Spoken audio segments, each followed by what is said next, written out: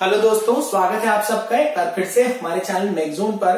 Last time पे हम लोगों ने अपना मटेरियल साइंस का एक नया चैप्टर यहाँ पर शुरू किया था जिसका नाम था हमारा हीट ट्रीटमेंट ऑफ मटेरियल्स। ठीक है, mainly heat treatment of steels के बारे में हम लोग यहाँ पर पढ़ रहे हैं और उसके पहले हम लोगों ने टाइप्स ऑफ स्टील्स वाला चैप्टर पढ़ लिया था।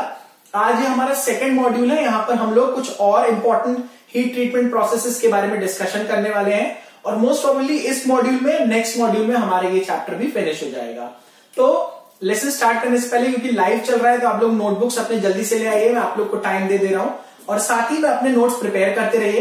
हालांकि जिन लोग को नोट्स परचेज करने हैं वो हमारी इस वीडियो के गिवन डिस्क्रिप्शन सेक्शन में एक लिंक गिवन है, उस पर क्लिक करके वीडियो के डिस्क्रिप्शन सेक्शन के लिंक को क्लिक जब आप करेंगे तो आप उसको परचेज भी कर सकते हैं। पीडीएफ नहीं दिया जाएगा, सिर्फ और सिर्फ हार्ड कॉपी अवेलेबल है। आप लोग चाहें तो अपने हार्ड कॉपी अपने एड्रेस पे मंगा सकते हैं ऑर्डर प्लेस करके, और डिलीवरी चार्जेस इंक्लूडेड है। लगभग 300 रुपए का नोट्स है प्रोडक्शन के लिए। ठीक है, तो आइए स्टार्ट करते हैं आज का लेसन। और सबसे पहले हम लोग यहां पर पढ़ेंगे हार्डनेबिलिटी के बारे में। Hardenability,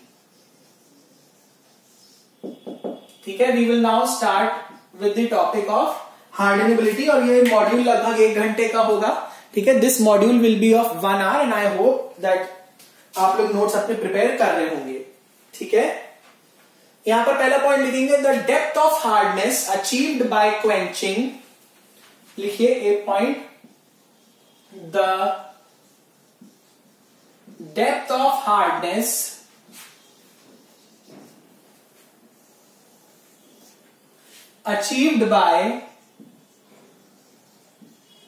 achieved by quenching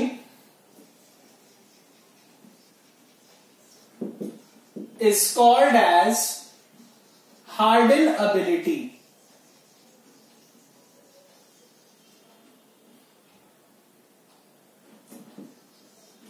hardenability, ठीक है। तो आपको पता है हार्डनेस हमारा एक सरफेस प्रॉपर्टी होता है। ठीक है, ये हो गया हमारा, या इसको दूसरी भाषा में और भी क्या कह सकते हैं, it is the depth up to which a certain hardness level can be obtained. इसको क्या लिख देंगे, या फिर स्लैश करके, इट इज द डेप्थ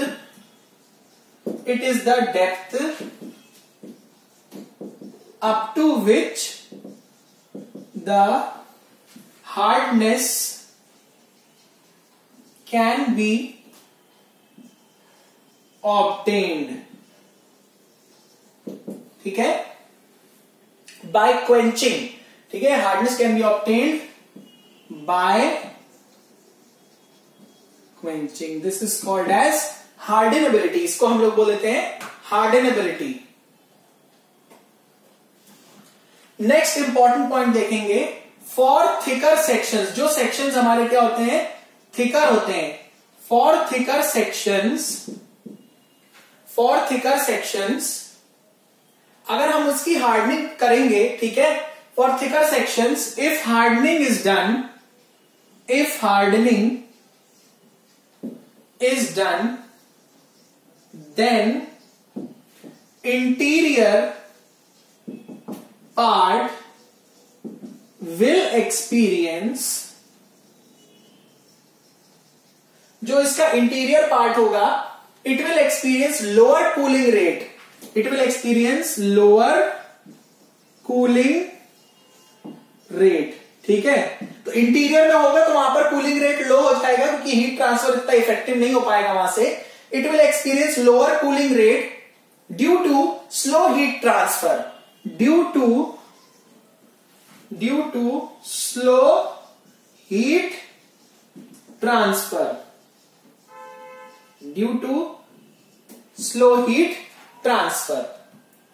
ठीक है, तो जैसे जैसे आप सरफेस से लेके इंटीरियर तक आएंगे, हम ये बोल सकते हैं कि हमारी हार्डनेस क्या हो रही है, चेंज हो रही है। ये बहुत इंपॉर्टेंट पॉइंट है। ठीक है, नेक्स्ट पॉइंट देखिए यहां पर क्या है, सी पॉइंट होगा, thus as we move from surface to the interior,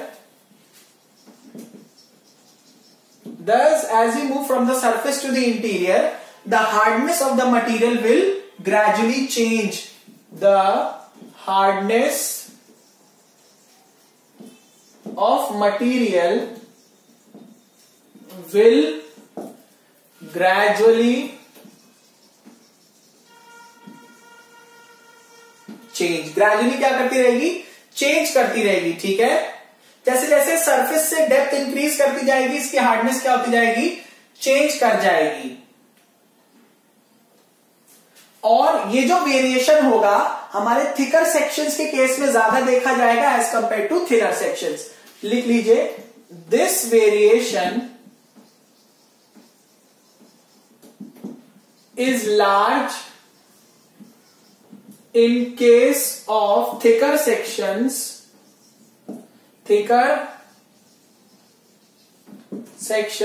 as compared to thinner ones, ठीक है, लिख लीजिए इसे।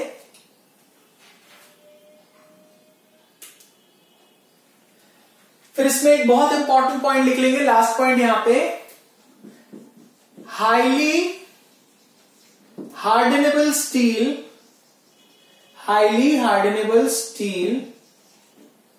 ठीक है, would be able to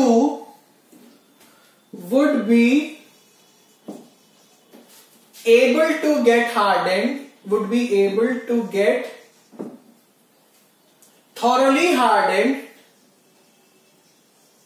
thoroughly hardened without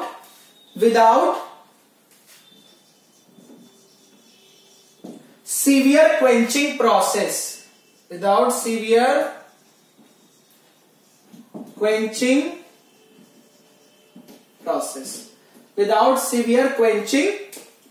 ये हो गया। ठीक है, तो हार्डनेबल जो स्टील है जिसकी हार्डनेबिलिटी बहुत ज्यादा है वो आराम से थर्ली हार्डेंड हो जाएगी विदाउट सीवियर क्वेंचिंग के। ठीक है, सीवियर क्वेंचिंग को यूज ना भी करें तो भी वो बहुत अच्छे से थॉरली हार्ड हो सकती है। ठीक है, नोट कर लीजिए दोस्तों इसको, please note it down. Alright, इसको नोट कर लीजिए। फिर नेक्स्ट हम लोग टॉपिक पढ़ेंगे यहां पर टेम्परिंग के ऊपर।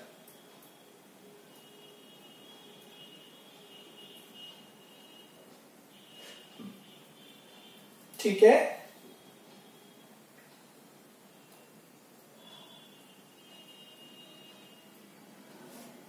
टेम्परिंग के ऊपर पढ़ेंगे यहां पर,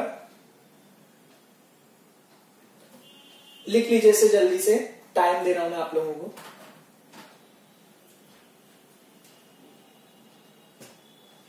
देखिए काफी इफेक्टिवली हम लोग अपना सिलेबस यहां पर कवर कर रहे हैं, पूरी चीज मैं आप लोगों को पढ़ा रहा हूं, कोई भी चीजें स्किप नहीं करी जा रही हैं।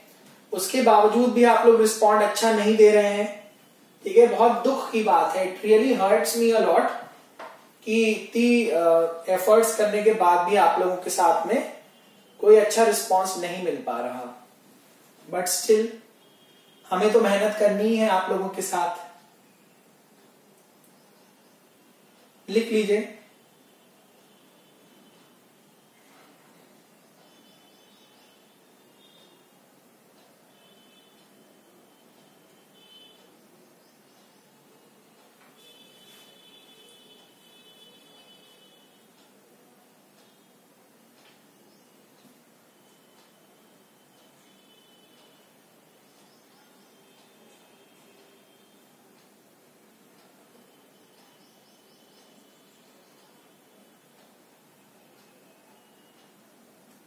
लिख लीजिए इसको।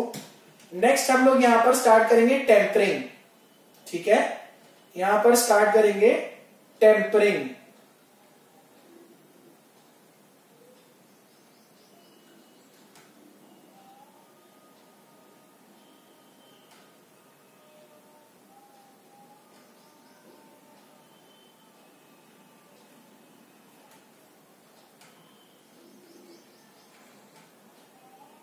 चलिए नेक्स्ट यहां पर पढ़ते हैं हम लोग टेम्परिंग के बारे में। ठीक है, बहुत थोड़ा इंपॉर्टेंट चीजें डिस्कस करेंगे।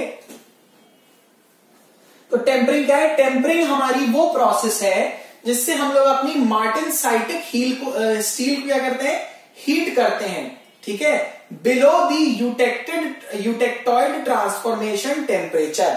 ये सब क्या है, ये आप लोग हमारे क्या कहते हैं आयरन कार्बन डायग्राम वाले चैप्टर में ऑलरेडी पढ़ चुके हैं। Eutectoid temperature, eutectoid temperature, hyper eutectoid, ठीक है, हाइपो यूटेक्टॉइड, ये सारी चीजें पढ़ चुके हैं।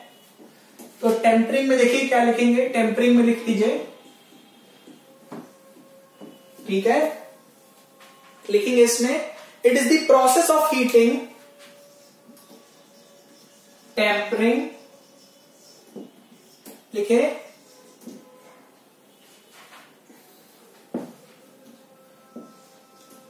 it is the process of heating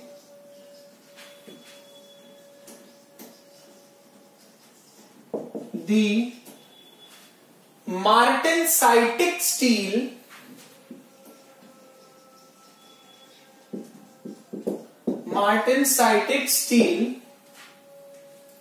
at a temperature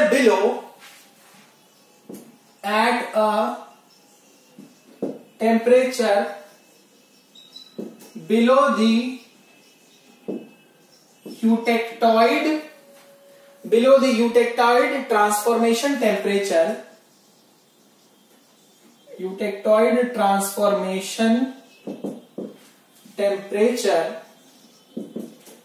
ठीक है, to make it softer and ductile,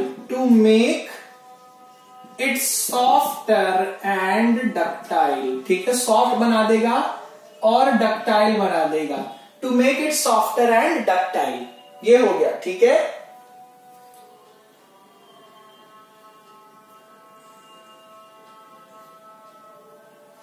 ठीक है, और टेम्परिंग करने से होता क्या है, टेम्परिंग करने से होगा ये जो हमारा मार्टेनसाइट होगा, मार्टेनसाइट जो होगा वो एक ऐसे स्ट्रक्चर में बदल जाएगा, it will be converted to a structure जहां पर आपका क्या होगा, आयरन कार्बाइड के पार्टिकल्स होंगे फेराइट की मैट्रिक्स में।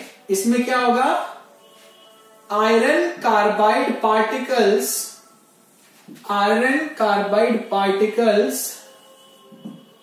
will be present in the matrix of ferrite, ferrite की मैट्रिक्स में हमारे आयरन कार्बाइड के पार्टिकल्स क्या होंगे, प्रेजेंट होंगे। तो लिख लीजिए दोस्तों इसको,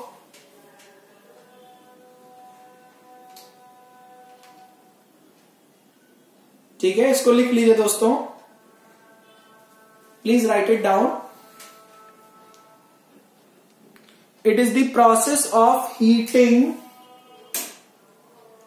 ठीक है, it is the process of heating the martensitic steel at the temperature below the eutectoid transformation temperature to make it softer and ductile, ठीक है, to make it softer and ductile. ये हो गया हमारे टेम्परिंग के बारे में, ये हो गया टेम्परिंग के बारे में। नेक्स्ट यहां पर पढ़ेंगे केस हार्डनिंग, ठीक है, नेक्स्ट पढ़ेंगे, बहुत छोटा सा टॉपिक है, केस हार्डनिंग। केस हार्डनिंग में मेनली क्या होगा, स्टील के सरफेस को हार्ड बनाया जाएगा, वियर रेजिस्टेंट बनाया जाएगा, लेकिन यहां पर इसका कोर क्या रहेगा, सॉफ्ट और टफ रहेगा थोड़ा सा, ठीक है। Next is case hardening.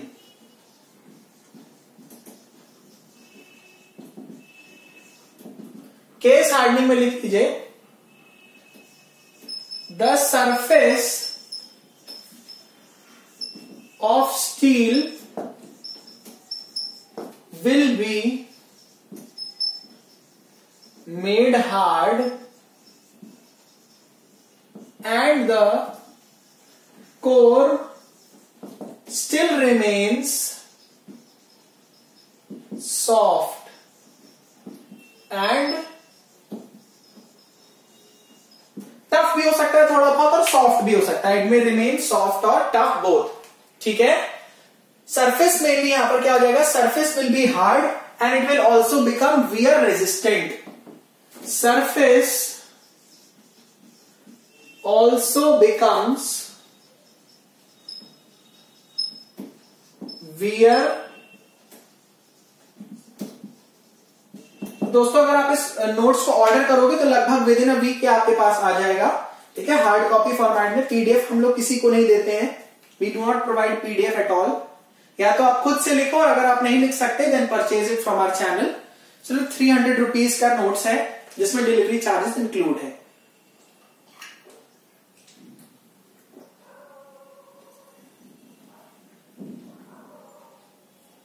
Alright, चले केस हार्डनिंग के बाद हमारा जो प्रोसेस है दैट इज इंडक्शन हार्डनिंग। ठीक है, नेक्स्ट है यहां पर सब हार्डनिंग के प्रोसेस हैं। Induction hardening, induction hardening. Alright, induction hardening. Induction hardening में देखिए क्या करते हैं, हाई फ्रीक्वेंसी का ऑल्टरनेटिंग करंट पास करते हैं। ठीक है, जैसे मान लीजिए ये आपका स्टील स्ट्रक्चर है, मान लीजिए आपका स्टील रॉड है, यहां पर हम लोग ऐसे वायर्स राउंड कर देंगे। ठीक है, इसमें क्या पास करेंगे, हाई फ्रीक्वेंसी ऑल्टरनेटिंग करंट। ठीक है, एक इंडक्शन कॉइल, ये क्या है आपका, this is the induction coil. आपके लिख लीजिए यहां पर, high frequency AC current is passed, AC current is passed through the induction coil, through the induction coil। Induction coil से high current AC, high frequency AC current pass करेंगे small time के लिए। ठीक है, for a small period of time, for a small time interval, for a small time interval. ठीक है, और ये जो आपकी इंडक्शन कॉइल होगी वो कंप्लीटली किसे कवर कर रही होगी, हमारे स्टील को, जिसकी हमें हीट ट्रीटमेंट करना है। ठीक है, ये हो गया। फिर क्या होगा, जब आपको पता है करंट फ्लो करेगा तो यहां पर हीटिंग होगी। ठीक है, नेक्स्ट पॉइंट लिखेंगे, जस्ट आफ्टर हीटिंग,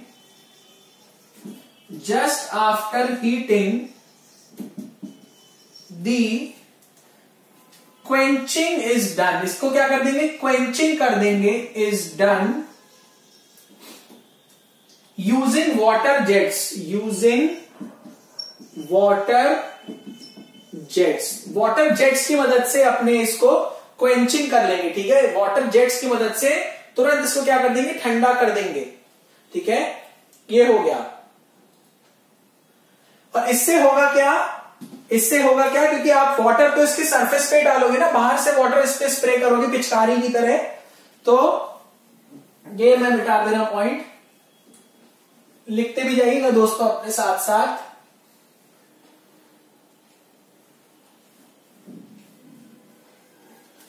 लास्ट इसमें पॉइंट लिखेंगे, मार्टेनसाइटिक structure is produced at the surface, thereby making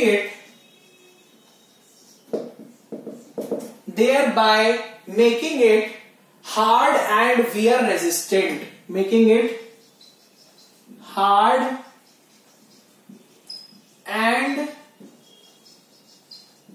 wear resistant। ठीक है, हार्ड बन जाएगा और ये हमारा wear resistant बन जाएगा। प्लीज राइट इट डाउन, लिख लीजिए दोस्तों इसे। ठीक है, तो इसलिए मैं आपको सफिशिएंट अमाउंट ऑफ टाइम भी प्रोवाइड कर रहा हूं ताकि आप लोग नोट्स लिखते भी चलो आराम से। ठीक है,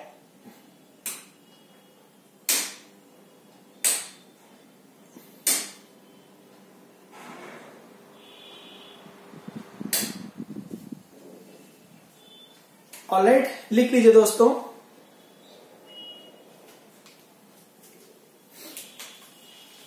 अब तो ऑडियो वीडियो क्वालिटी सब सही आ रही होगी। ठीक है, अब तो लाइक कर दो कम से कम।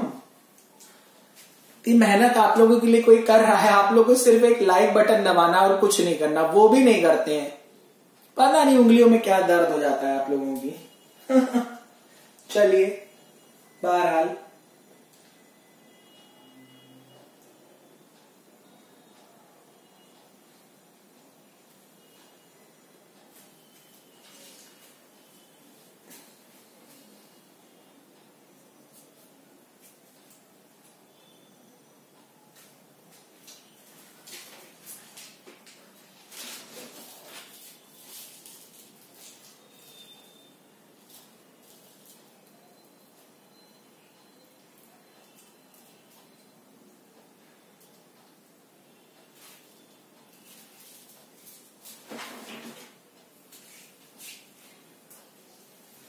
ठीक है।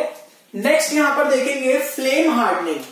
नेक्स्ट हम लोग यहां पर देखेंगे फ्लेम हार्डनिंग। फ्लेम हार्डनिंग मतलब फ्लेम की मदद से हार्ड बनाएंगे सरफेस को। ठीक है, फ्लेम हार्डनिंग में देखिए क्या है। जनरली जो वर्क पीसेस काफी लार्ज होते हैं, ठीक है, for larger work pieces we are mainly making them hard by means of oxy acetylene torch. पहला पॉइंट लिखेंगे, for relatively larger workpieces, for relatively larger workpieces we are making them hard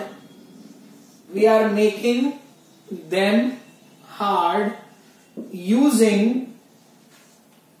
oxyacetylene torch.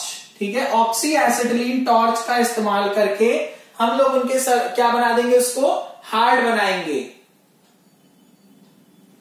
ठीक है, last point इसमें लिखेंगे, rapid heating should be done. Rapid heating should be done and then quenching should be opted using a suitable media। suitable media को use करके फिर इसकी quenching भी कर लेंगे। रैपिड पहले तो हीट करेंगे, फिर प्रॉपरली क्वेंचिंग भी करनी पड़ेगी। ठीक है, rapidly heating and then properly quenching. Alright, चलिए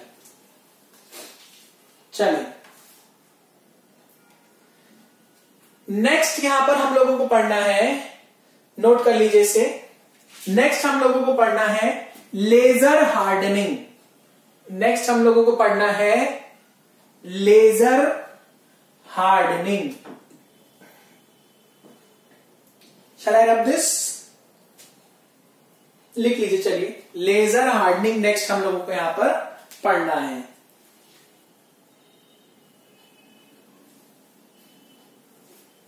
We will now be studying about laser hardening.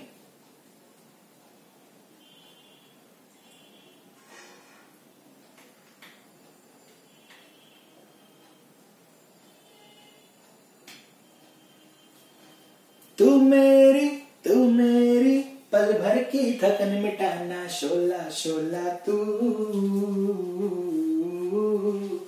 Coca Cola तू।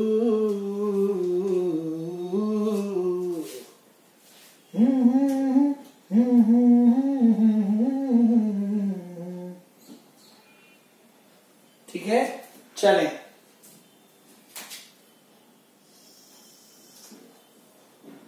नेक्स्ट यहां पर हम लोग पढ़ेंगे लेजर हार्डनिंग। हेडिंग डालें दोस्तों, laser hardening. We will now study about laser hardening.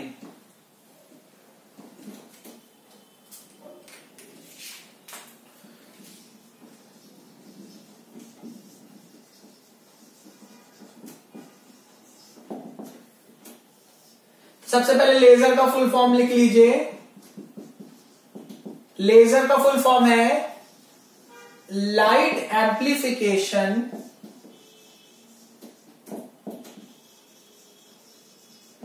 Bye simulated emission of radiations.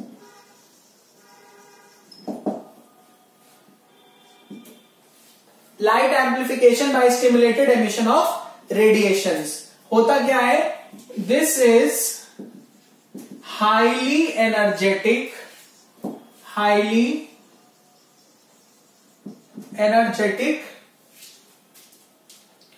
monochromatic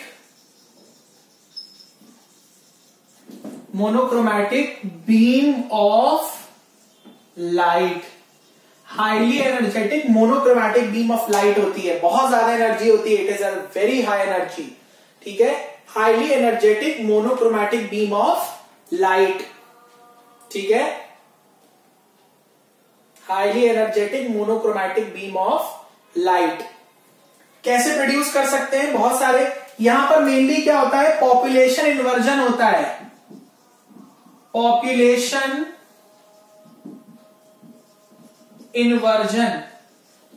inversion मतलब होता है एक्साइटेड स्टेट में पॉपुलेशन ज्यादा हो जाएगी, ग्राउंड स्टेट में पॉपुलेशन कम होगी.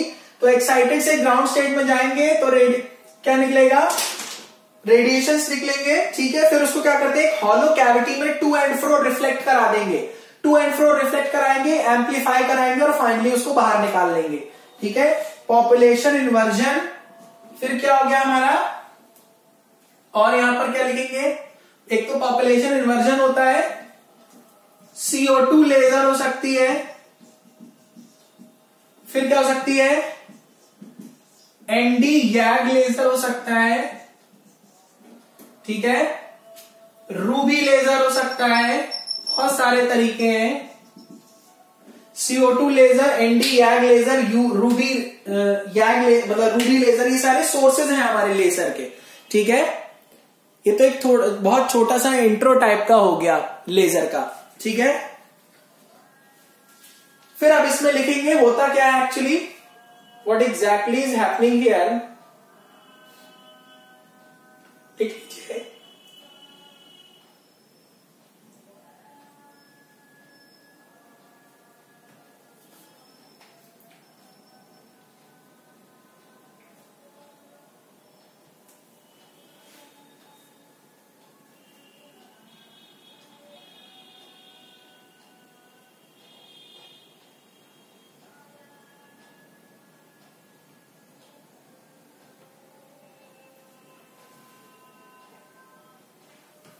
इसमें लिखेंगे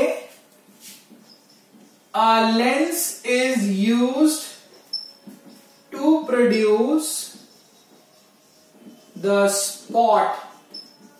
ठीक है, इसे एक पर्टिकुलर स्पॉट पे ले आएगा लेजर को, और उस स्पॉट का जो साइज होगा ऑफ साइज फ्रॉम, साइज कितना हो सकता है? 5.5 से लेके 0.5 to 0.25 mm, ये साइज होगा हमारे स्पॉट का. तो यहां पर हार्डनिंग जो होगी वो एक स्पॉट पर होगी. ठीक है, स्पॉट हार्डनिंग, बहुत छोटे छोटे रीजन्स में हार्डनिंग यहां पर हो पाएगी. ऑलराइट, लिख लीजिए दोस्तों इसको, प्लीज नोट इट डाउन.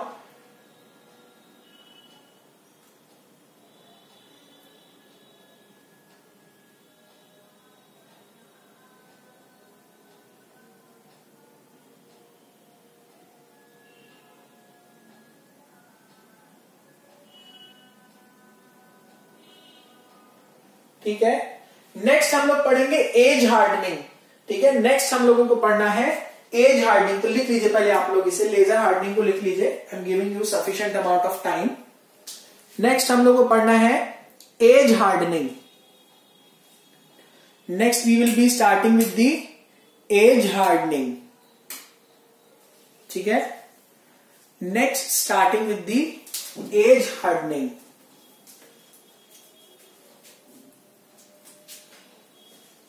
चलिए, ये मैं रब कर दे रहा हूं.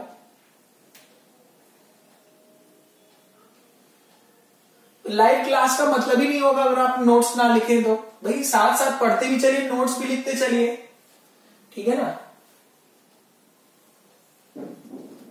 नेक्स्ट है हमारे यहां पर as hardening.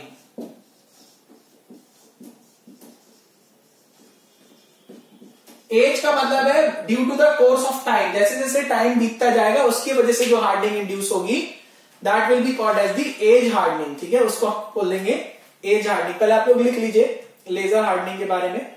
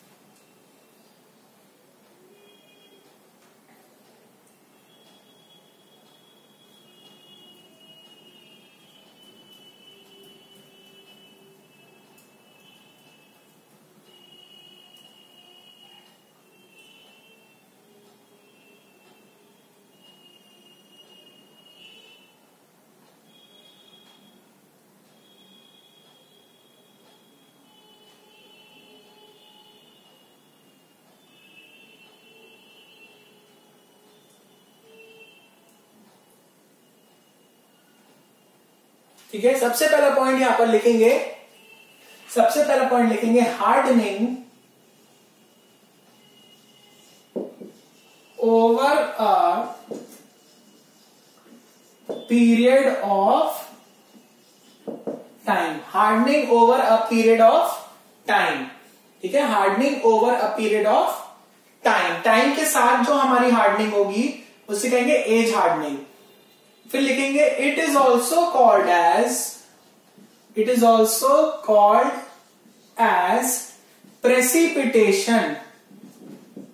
Precipitation hardening. It is also called as precipitation hardening, ठीक है। तीसरा पॉइंट लिखेंगे, एक अलॉय के बारे में हम लोगों ने पढ़ा था नॉन फेरस मटेरियल्स में, डुरालुमिन, ठीक है। इट अकर्स इन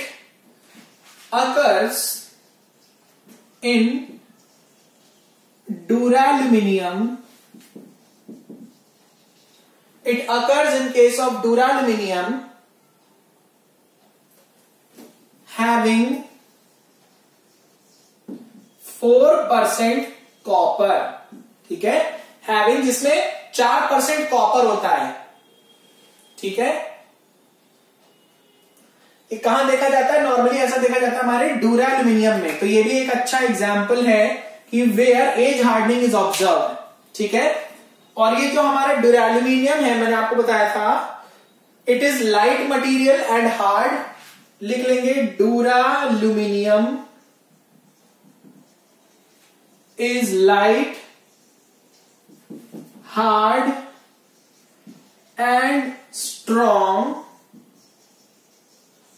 लाइट होता है, हार्ड होता है एंड स्ट्रांग होता है, and hence used in the space industry,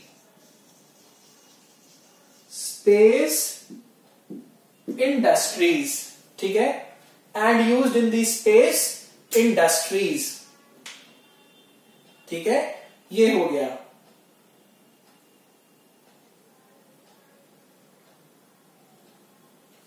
अच्छा, इसमें होगा क्या? एज हार्डनिंग करेंगे कैसे? लिख लीजिए यहां पर,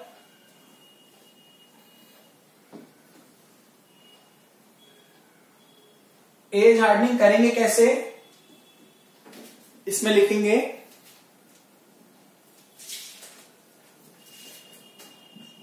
the material is heated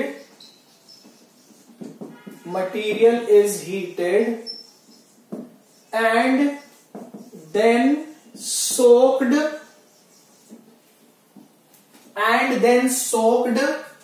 in the solution, soaked in the solution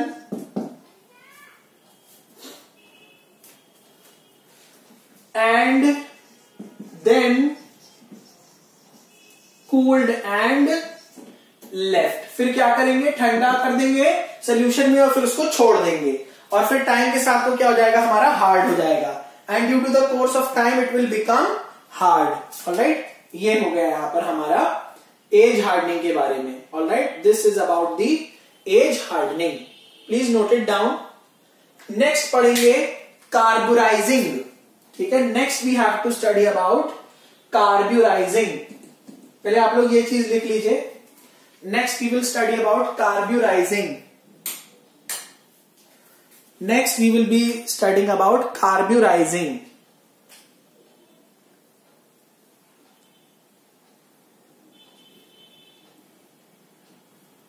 आज हम लोग दोस्तों ये वाला चैप्टर अपना खत्म कर लेंगे। नेक्स्ट फिर इसके जितने एमसीक्यूज हैं स्टील्स के और हीट ट्रीटमेंट के, ठीक है, ये सारे एमसीक्यूज हम लोग फिर यहां पर सॉल्व कर लेंगे।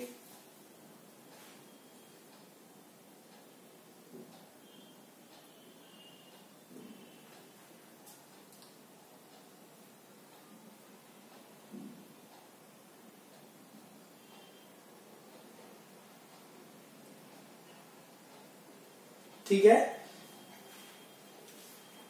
कर लीजिए। नेक्स्ट हम लोग यहां पर करेंगे कार्ब्यूराइजिंग।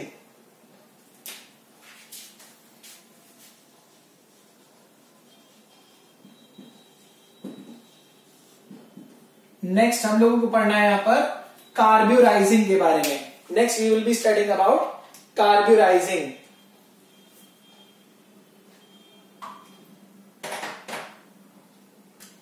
नेक्स्ट हम लोग यहां पर पढ़ेंगे कार्ब्यूराइजिंग। ठीक है, कार्ब्यूराइजिंग में सबसे पहला पॉइंट क्या है, widely used method for surface hardening. ठीक है, this is a widely used method, a point लिखेंगे, widely used method for surface hardening. Widely use method for surface hardening. Surface hardening का बहुत ही वाइडली यूज मेथड हो गया। ठीक है, और यहां पर होगा क्या, लो कार्बन स्टील्स में, ठीक है, लो कार्बन स्टील्स की लेयर्स को क्या करेंगे, कार्बन से एनरिच करा देंगे। लिख लीजिए, surface of low carbon steels are getting enriched। enriched मतलब उनका पोषण हो रहा है, उनको और मिल रहा है। enriched with carbon, enriched with carbon up to, enriched with carbon up to 0.8 to 1%। ठीक है, 0.8 to 1% ये कर देंगे। तो कार्बन क्या करेंगे, उस पर डिपोजिशन कराएंगे हमारे मेनली सरफेस पर। तो लो कार्बन स्टील्स में कार्बन का परसेंटेज कितना तक बढ़ा देंगे, 0.8 से लेके 1.0% तक यहां पर हम लोग कार्बन का परसेंटेज बढ़ा रहे हैं। नोट डाउन कर लीजिए दोस्तों, फिर इसके आगे लिखेंगे। ऑडियो वीडियो क्वालिटी सब मस्त आ रही है तो एक बार बता दें, अपनी हाजिरी दर्ज करा दें कि आप लोग जिंदा है कि निकल लिए।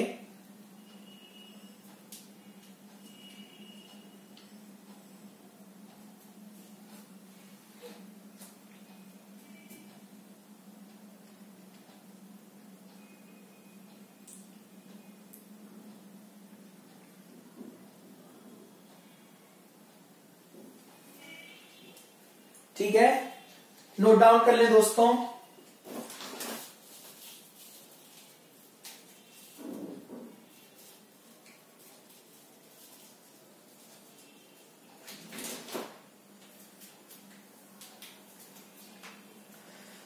देखिए, एक हफ्ते की लीव मैंने ली थी, थोड़ी तबीयत सही नहीं थी मेरी। ठीक है, थोड़ा इस वाली आंख में इन्फेक्शन हो गया था, राइट वाली आंख में पता नहीं क्या चला गया था, और टॉन्सिल्स में भी थोड़े स्वेलिंग आ गई थी। अब फिर भी काफी बेटर है, इसलिए अब आपके सामने क्लास ले पा रहा हूं मैं। ठीक है, अब लोग लाइक तो कम से कम कर दो यार, 300 लाइक्स कोई बहुत बड़ा लाइक टारगेट नहीं होता।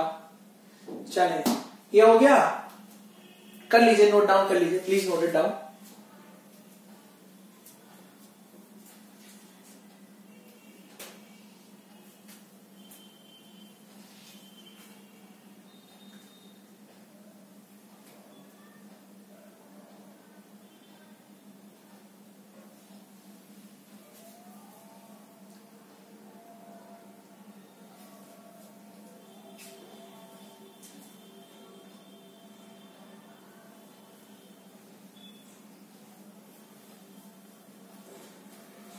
चलिए, ठीक है, नेक्स्ट पॉइंट यहां पर देखेंगे। अब ये जो कार्बन हम डिपॉजिट करा रहे हैं, ये किस फॉर्म में होगा? ठीक है, देखिए नेक्स्ट पॉइंट यहां पर लिखेंगे, नेक्स्ट पॉइंट यहां पर लिखेंगे C point, the source of carbon may be, the source of carbon may be solid, liquid or gas, may be solid, liquid or gas medium। ठीक है, सॉलिड भी हो सकता है, लिक्विड भी हो सकता है और गैसियस मीडियम भी हो सकता है। ठीक है, ये हो गया। फिर बहुत इंपॉर्टेंट पॉइंट यहां पर लिखेंगे, बहुत important, the carbon is diffused, the carbon is diffused into the surface of the steel, into the surface of the steel, and the diffusion process and the diffusion process is a function of time, is a function of time at an elevated temperature. एक elevated temperature पर जो हमारा diffusion होगा, that is actually a function of time at an elevated temperature. ठीक है, sorry, ये हो गया। लास्ट पॉइंट इसमें लिखेंगे, it is done at a temperature, E point, it is done at a temperature, it is done at a temperature about 920 से 950, 920 to 950 degree centigrade. ये हो गया हमारा कार्बोनाइजिंग में लास्ट पॉइंट। ठीक है, नोट डाउन कर लीजिए, please note it down.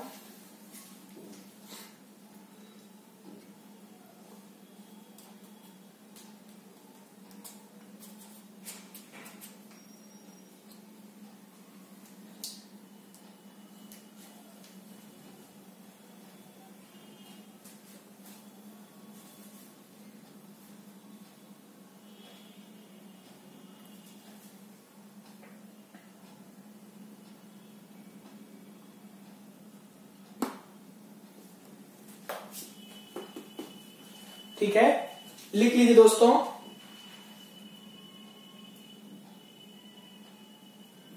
Next process हमें यहां पर पढ़ना है साइनाइडिंग। नेक्स्ट प्रोसेस यहां पर हमें पढ़ना है साइनाइडिंग। नेक्स्ट प्रोसेस यहां पर पढ़ना है साइनाइडिंग।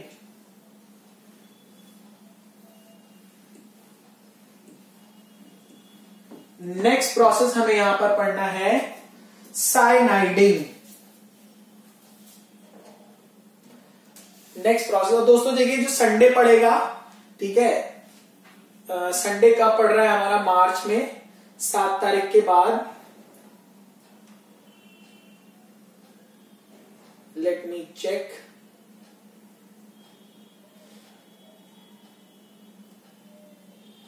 दस तारीख को पड़ेगा, ठीक है। तो 10 तारीख को मैं आपको अपने स्टूडियो का लाइव एक टूर कराऊंगा दोपहर में 3 से 4 बजे के करीब में, ठीक है। तो नोट कर लीजिए date, 10th March 3 to 4 PM। मैं आपको पूरा अपने घर का, अपने रूम का जो स्टूडियो सेटअप हुआ है उसका, ठीक है, एक लाइव टूर कराऊंगा। आई डेफिनेटली होप कि आप लोगों को पसंद आएगा, क्योंकि आप लोगों की दुआओं की वजह से ही और सपोर्ट की वजह से ही वो बन पाया है। ऑलराइट, चलिए नेक्स्ट यहां पर हमें देखना है साइनाइडिंग। नेक्स्ट यहां पर देखना है साइनाइडिंग। देखिए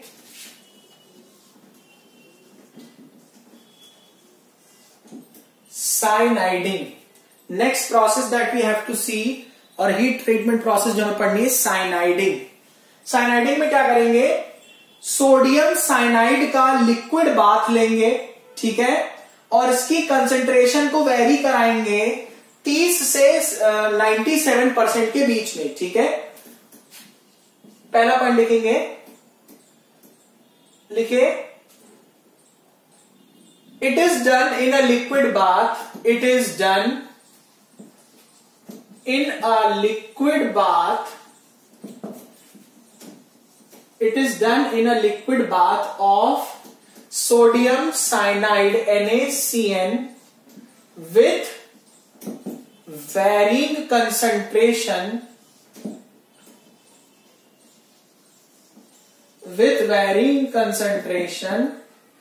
between 30 to 97%, ठीक है।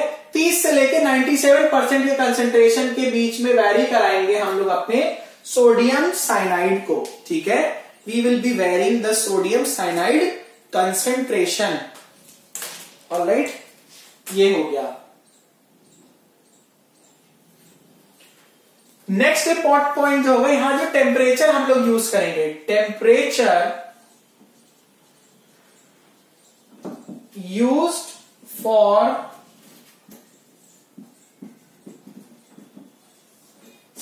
for cyaniding is lower as compared to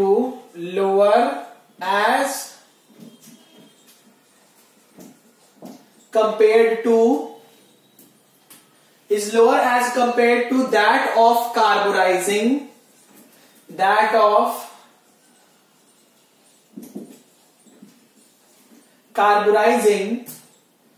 and is in the range of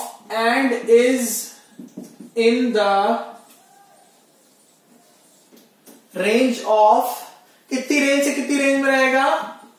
800 to 870 degree centigrade की रेंज में रहेगा, ठीक है। ये हो गया नेक्स्ट पॉइंट। लिख लीजिए दोस्तों इसे जल्दी से, प्लीज राइट इट डाउन। तो आज इसी लेक्चर के साथ हमारा ये वाला चैप्टर जो है वो फिनिश हो जाएगा। नेक्स्ट हम लोग करेंगे एमसीक्यूज, ठीक है। प्रीवियस ईयर एसएससी जेई और बाकी एमसीक्यूज करेंगे, उसके बाद आरएस कुर्मी लगाएंगे और फिर अपने जीकेपी पब्लिकेशंस के भी कुछ अच्छे क्वेश्चंस यहां पर कवर करेंगे, ठीक है।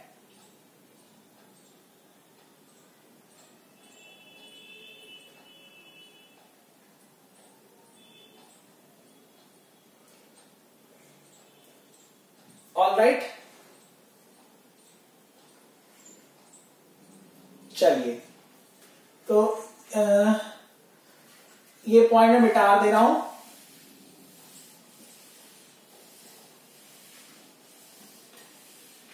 नेक्स्ट यहां पर पॉइंट लिखेंगे, ABC पॉइंट जाएगा, टाइम फॉर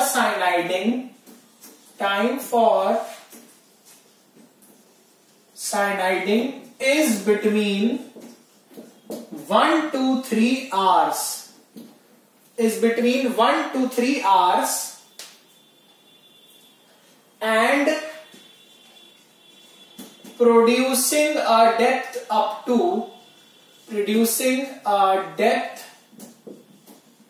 of hardness, कितनी डेप्थ प्रोड्यूस कर पाएंगे? लगभग producing a depth of hardness up to 0.25 mm, लगभग 0.25 mm तक की हार्डनेस यहां पर हम लोग डेप्थ को कवर कर पाए, मतलब अचीव कर पाएंगे, और समटाइम्स लेस, कभी कभी क्या होता है 0.25 से कुछ कम भी हो जाता है। ठीक है, ये हो गया। कितना टाइम है? लगभग 1 से 3 घंटा। It is between 1 to 3 hours and producing a hardness depth up to 0.25 mm और लेस। ठीक है,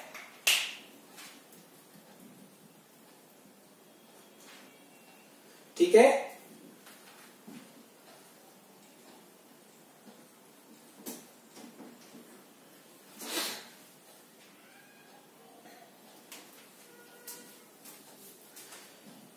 चलिए नेक्स्ट यहां पर हम लोग पढ़ेंगे नाइट्राइडिंग। नेक्स्ट क्या पढ़ेंगे दोस्तों हम लोग यहां पर? नाइट्राइडिंग। नेक्स्ट टॉपिक हम लोग यहां पर पढ़ेंगे नाइट्राइडिंग।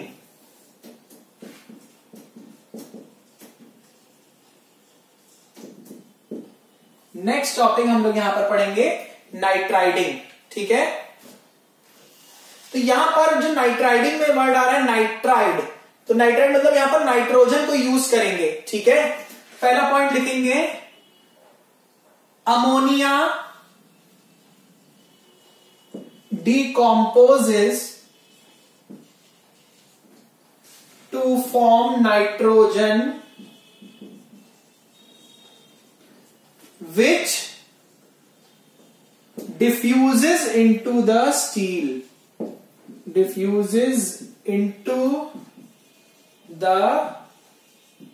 फिर वो हमारे स्टील में क्या कर जाएगा? डिफ्यूज कर जाएगा, विच डिफ्यूजेस इनटू द स्टील। ठीक है,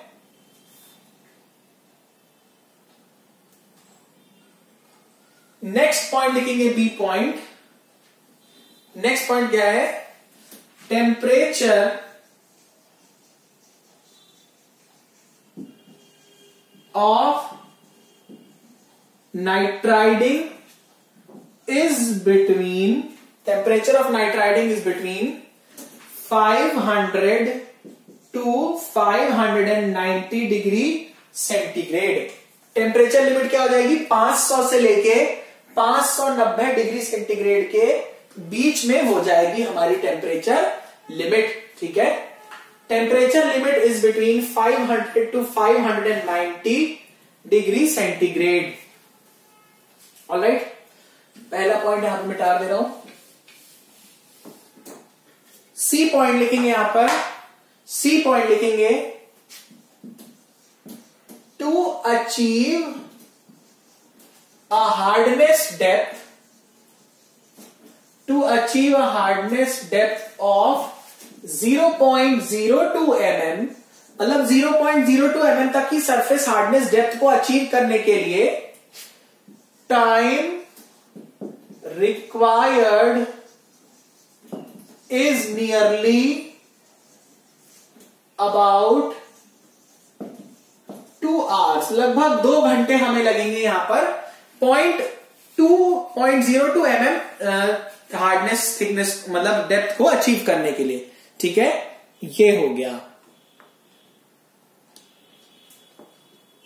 ऑलराइट, नेक्स्ट पॉइंट लिखेंगे जितनी भी नाइट्रोजन आपके स्टील में डिफ्यूज करेगी ज्यादातर उसमें से क्या बना लेगी? Hard nitride. तो लिखेंगे हार्ड नाइट्राइड्स जैसे Fe3N are formed due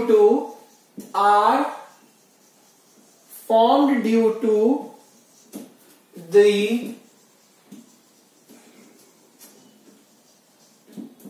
diffusion of steel, are formed due to the diffusion of steel, are formed due to the diffusion of nitrogen into the steel. ठीक है, into the steel. ठीक है, ये हो गया. ठीक है, लास्ट पॉइंट इस लास्ट लेक्चर का लिखेंगे. लास्ट पॉइंट लिखेंगे, बहुत इंपॉर्टेंट पॉइंट है, ई पॉइंट है, इंपॉर्टेंट है. लिखेंगे no phase change, no phase change occurs after nitriding. Nitriding के बाद हमारे फेज में कोई चेंज नहीं आएगा. नाइट्राइडिंग के बाद हमारे फेज में चेंज नहीं आएगा. Please note this down. This is a very very important point. Alright, this is a very very important point. तो दोस्तों इसी के साथ हमारा ये वाला जो चैप्टर है यहीं पर फिनिश होता है. लगभग 3 से 4 मॉड्यूल्स में हमने इसे यहां पर कवर किया है. ठीक है, एंड आई होप कि आप लोगों को समझ में आए होंगे लेक्चर्स और आप थोड़ा बहुत वैल्यू करेंगे मेरी मेहनत को. तो लाइक तो एटलीस्ट कर ही दीजिएगा. ठीक है, please hit the like button at least. और नेक्स्ट जो हम लोग शुरू करेंगे यहां पर, नेक्स्ट शुरू करेंगे अपना कौन सा चैप्टर होगा, मेट्रोलॉजी. ठीक है, मेट्रोलॉजी यहां पर हम लोग शुरू करेंगे अब. ठीक है, we will be starting with the metrology. तो मटेरियल साइंस में जितना सेक्शन है वो हम लोग कवर कर चुके हैं.